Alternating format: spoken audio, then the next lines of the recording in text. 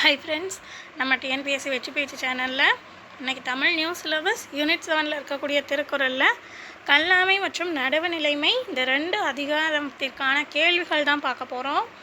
ஒரு அதிகாரத்தை பற்றி படிக்கிறதுக்கு முன்னாடி முதல்ல அதில் உள்ள 10 திருக்குறள் மற்றும் அதற்கான பொருள் கண்டிப்பாக படிச்சிருக்கணும்.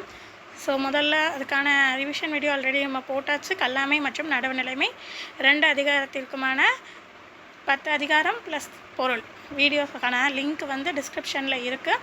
அதில் போயிட்டு செக் பண்ணிக்கோங்க. ஃபஸ்ட்டு அதை படித்து முடிச்சுட்டு அப்புறமா அதில் உள்ள கொஷின்ஸை படிங்க. இதை கண்டினியூ பண்ணுங்கள். முதல்ல கல்லாமை அந்த அதிகாரத்துக்கான கேள்விகள் பார்க்கலாம். முதல்ல எது இல்லாமல் அவையில் பேசுவது ஆடுவதற்கான சொக்காட்டான் விளையாடுவதை போன்றதாகும் என வள்ளுவர் கூறுகிறார். அப்படின்னா நிறைந்த அறிவாற்றல் இல்லாமல் அவையில் பேசுகிறது அப்படின்றது சொக்காட்டான் விளையாடுறது அப்படின்றாங்க. மார்பகம் இல்லாத பெண் மீது மையல் கொள்வதற்கு ஒப்பானது எதுவென வள்ளுவர் கூறுகிறார். அப்படின்னா கல்லாதவனின் சொல் கேட்க விரும்புவது. கல்வி கற்காதவர் யார் முன்னிலையில் எதுவும் பேசாமல் இருக்க கற்றிருந்தால் அவர்கள் நல்லவர்களாகவே கருதப்படுவர். அப்படின்னா கற்றவர்கள் முன்னிலையில்.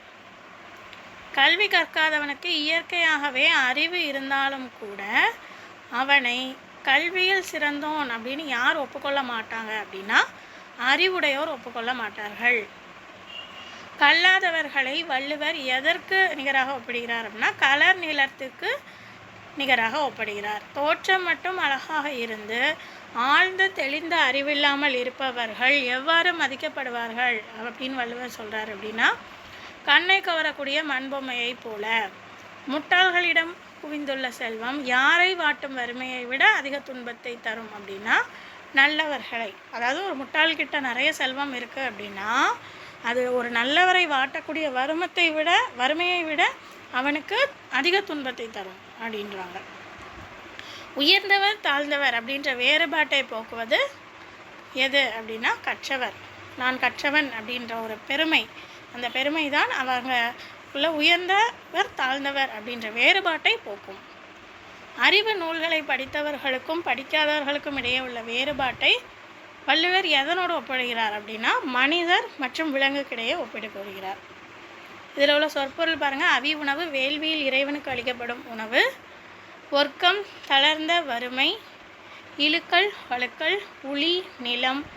ஈண்டிய செறிந்த தோற்கப்படாத துளைக்கப்படாத நுணங்கிய நுட்பமாகிய இலைத்துணர்ந்து நுட்பமாக ஆய்ந்தறிந்து. அவிதல் பொழிதல். பிரித்து எழுதுக. முளை 2 முளை கூட்டல் 2 நன்றாயினும் நன்று கூட்டலாயினும் கலரணையர் கலர் கூட்டல் அணையர்.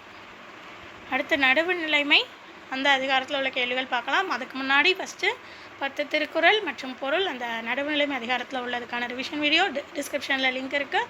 அதை போயிட்டு கம்ப்ளீட் பண்ணிவிட்டு இங்கே வந்து கேள்விகள் பார்க்கலாம்.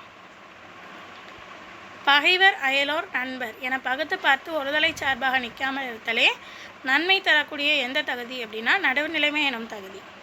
யாருடைய செல்வத்திற்கு அழிவில்லை, அந்த செல்வம் வந்து வழி தலைமுறையினருக்கும் பயனளிப்பதாக இருக்கும் அப்படின்னா நடுவுநிலையாருடைய செல்வத்திற்கு அழிவில்லை.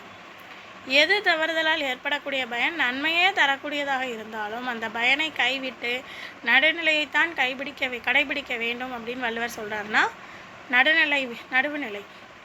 ஒருவர் நேர்மையானவரா அல்லது நெறி தவறி நீதி தவறி நடந்தவரா அப்படின்றது அவருக்கு பின்னாடி இருக்கும் எதை கொண்டு நிர்ணயிக்கப்படும் அப்படின்னா அவருடைய காலத்திற்கு பின் எஞ்சி நிற்கக்கூடிய புகழ்ச்சொல் அல்லது பழிச்சொல். உலக இயற்கையாகிய வாழ்விலும் தாழ்விலும் நடுவுநிலையாக இருந்து உறுதி காட்டுவதே யாருக்கு அழகு என்கிறார் வள்ளுவர் அப்படின்னா பெரியோருக்கு அழகு. எதை தவறி செயல்படலாம் என்னும் நினைப்பு ஒருவனுக்கு வந்துவிட்டால் அவன் வந்து கெட்டொழிய போகிறான் அப்படின்னு அவனுக்கே தெரியணும்னு வள்ளுவர் சொல்கிறார். அப்படின்னா நடுவுநிலைமை தவறி செயல்படலாம். நடுவுநிலைமை தவறாமல் அறவழியில் வாழ்கிற ஒருவனுக்கு அதன் காரணமாக செல்வம் குவியாமல் வறுவு நிலை வந்து ஏற்படும். அப்படின்னா அவனை யார் வந்து போற்றுவாங்களோ அந்த உலகமே வந்து அவரை போற்றுமே தவிர அவரை தாழ்வாகவே கருதாது அப்படின்னு சொல்கிறாங்க.